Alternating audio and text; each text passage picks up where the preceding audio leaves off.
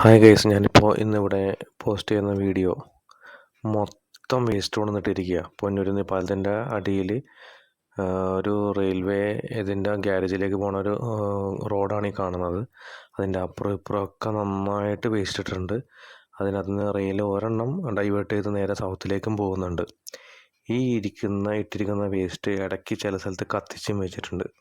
ആൾത്താമസമില്ലാത്ത ഏരിയയിലാണ് ഈ കാണുന്ന വേസ്റ്റ് മുഴുവൻ കൊണ്ടുവന്ന് കൂട്ടിയിട്ടിരിക്കുന്നത്.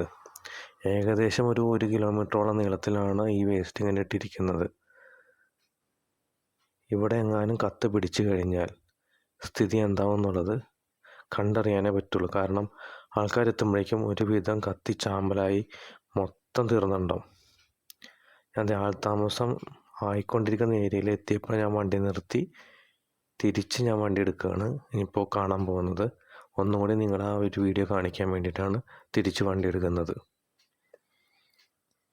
അത്രയും ദയനീയമായ ഒരവസ്ഥയിലാണ് ഈ റോഡിൽ വേസ്റ്റ് ഒന്നും തള്ളിയിട്ടിരിക്കുന്നത്. അധികാരികൾ എത്രയും പെട്ടെന്ന് അതിന് വേണ്ട നടപടികൾ സ്വീകരിക്കണമെന്ന് ഞാൻ അപേക്ഷിക്കുകയാണ്. കാരണം നമ്മളുടെ എറണാകുളത്ത് എന്ന് പറഞ്ഞ പൊല്യൂഷൻ ആ മാതിരി ഉണ്ട്.